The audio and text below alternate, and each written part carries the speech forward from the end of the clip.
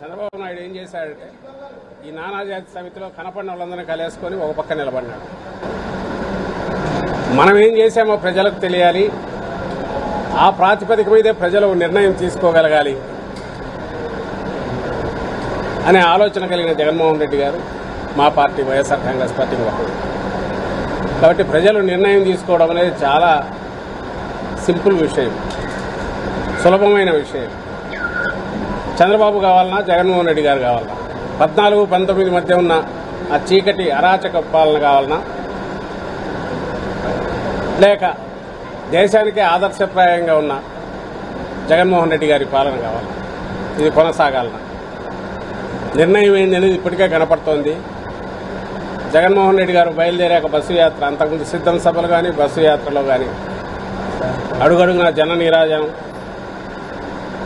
ఎక్కడెక్కడికి ఉప్పెనలాగా వస్తున్న ప్రజా ప్రవాహం, ఇవన్నీ రేపు ఫలితాలు ఏ రకంగా ఉన్నాయని ఆల్రెడీ సూచిస్తున్నాయి.